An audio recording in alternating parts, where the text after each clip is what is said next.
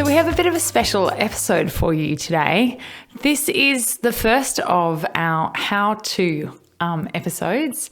And what I want to do is just talk about how to scale your business. It's a really big topic and it's one that's come up quite a lot recently at Launchpad. And I feel like a lot of people create a business, it goes pretty well, they make a little bit of profit, and then they kind of get stuck on this, but how do I scale this? How do I actually turn this into a business that can sustain me and give me a really decent salary and pay for kids' school fees and make me financially independent and all those wonderful things? And I thought it would be helpful if I just did a quick episode on what I think you need to do to scale your business. So to scale your business, there is 4 things that you need to focus on. The first 2 are the biggest and the hardest 2. So the 4 things are strategy, operations, cash, and people. So the first one being strategy, I'm going to break into 2 parts. So strategy for me comes down to first, really making sure that you are solving a real problem and it's something that you are really clear about what you're solving and you're different to your competitors in how you solve it. So this is, I suppose, the fundamental of your business. And another word for this is product market fit. So this is the hardest thing to get right.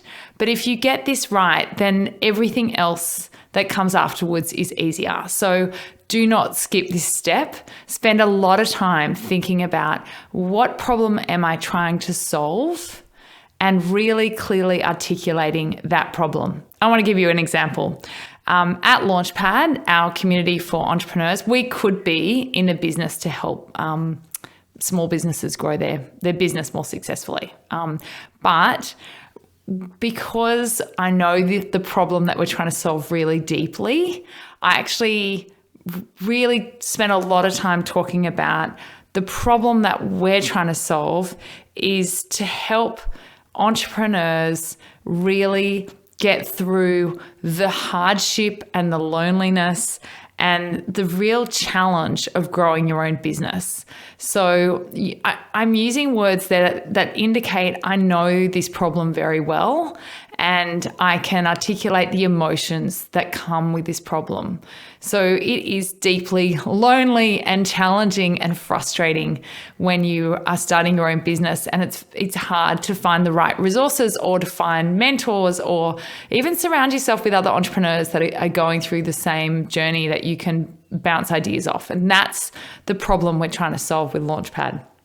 So getting that positioning or that product market fit right is really the fundamental in the first thing you have to do before you can think about scaling. And if you have listened to the episode 8 with Debbie Watkins of Lucy, she talks beautifully about this product market fit and getting really clear on making sure that you don't run away with the solution, which is the next part of the strategy, like the marketing, but you actually really focus deeply on the product and getting the product right and the language around the product right. So that takes a lot of deep listening, research. Tony Tan also talked about this in his interview, like really doing a lot of work on understanding the problem first. So that's the first part of the strategy. Then the second part of the strategy for scaling is a really big marketing piece. So there are so many ways you can market your business. And we recently had Marcus Ho come in and do a masterclass at Launchpad, and he listed 17 different marketing tools. So there's so many things you can do, but I really liked his recommendation, which was choose 3. So, for an example again about Launchpad, so what we're doing for our marketing is we're focusing on in-person events, we're focusing on social media, we're focusing on SEO, we're focusing on word of mouth and lead nurturing. So we've actually got 5, and the podcast 6, but, it's a bit different for us because we are a part of Honeycombers and we're an established business and we have resources. So when I started Honeycombers, I really only focused on email marketing and SEO. So I just did two. And I always say do less, but do them really, really well. So focus on just three pillars of marketing. That is going to be how you're going to get really the demand for your product. So to scale your business, you really need to generate a lot of demand for your product. And you need to have a product that multiple people can buy. So if you're a coach and you're doing one-on-one coaching, that product isn't really scalable. And if you're hand making jewelry and you're making all the jewelry yourself, again, that product's not really scalable. So you really need to think about, what is your goal? Like, what is your big, hairy, audacious goal? Where do you want this business to be in 10 years? Put a number on it. I mean, even in 5 years, put a number on it. Even in 1 year, put a number on it. It could be the number of customers or it could be the revenue. It doesn't really matter, but set yourself a goal. And if you're in the jewelry business and your goal is to make $500,000 in your, by year 3, then you need to think about how am I going to produce enough of this jewelry? Or if you're a business coach and your goal is to hit, 300,000 by year 3, then you need to think about how can I service more clients than just one-on-one? Can I do group coaching? Could I do an e-course? Could I do a mastermind group? Could I do a membership? Could I write a book? Could I do speaking engagements? You need to think about how you can serve enough customers with your product. So you need to make sure your product is scalable. So that's the big strategy piece. And I've spoken about that really quickly. I feel like I could do another how-to just on really, I suppose, your product strategy. But once you've got your product and marketing strategy, then the next piece of the puzzle is the operations. So I always think of the operations piece as a good problem to have, because it means once you start thinking, how am I going to service all these clients? You've got clients coming in the door. But so the operations piece is really about establishing systems and processes and healthy internal habits. That means that you're creating a machine that can function, and ideally it can function without you in it. So I can go on leave. I cannot do anything at Honeycombers and the business will continue to operate without me. I mean, it's a 15-year-old business, but it probably took, I think it was by year 8, I was actually able to hire a GM and step out of the business.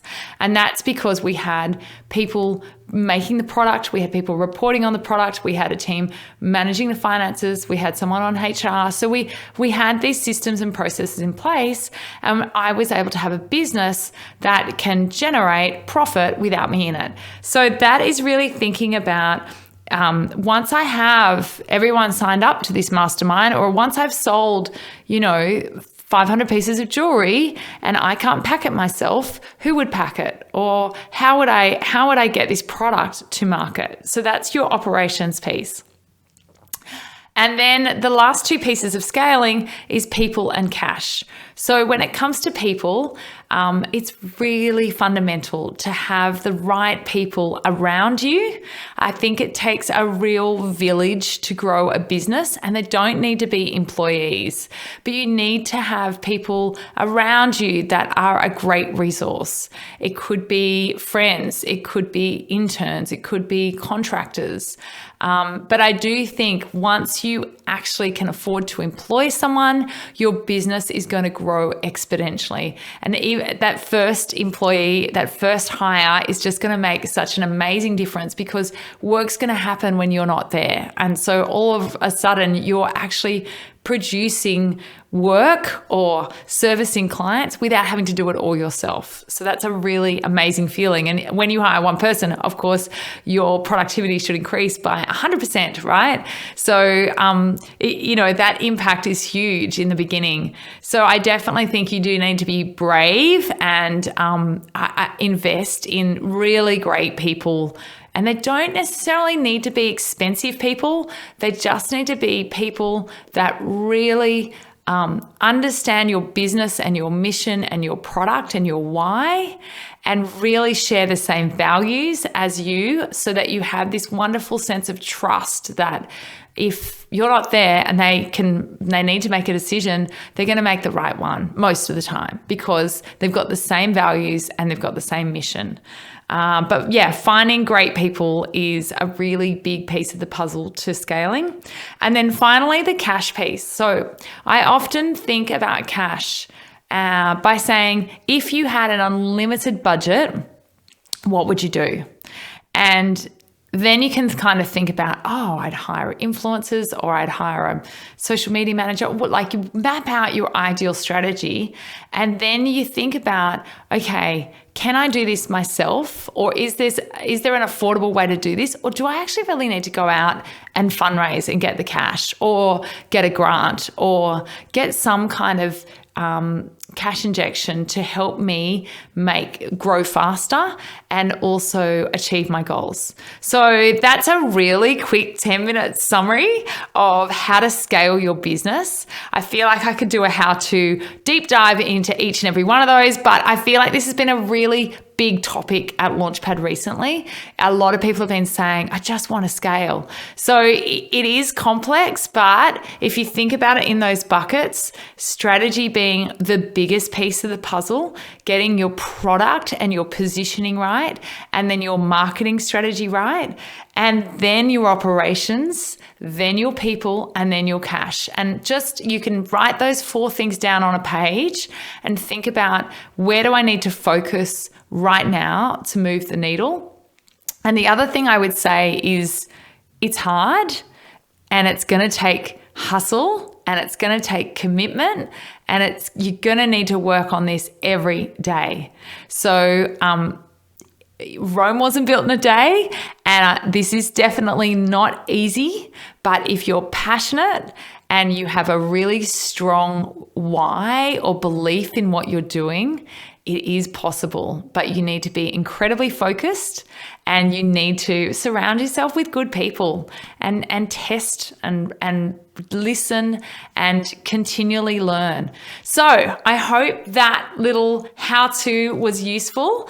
If you found it useful, and if you like this how-to episode, let me know. DM me on Instagram or ping me at the Launchpad group. I'd love to hear whether you found this how-to episode a refreshing little break from my interviews. And you can let me know what you'd like me to go deep on for my next how-to. I hope you found it useful. Please reach out. I'd love to hear from you. And I look forward to following all your journeys and seeing you all grow great businesses.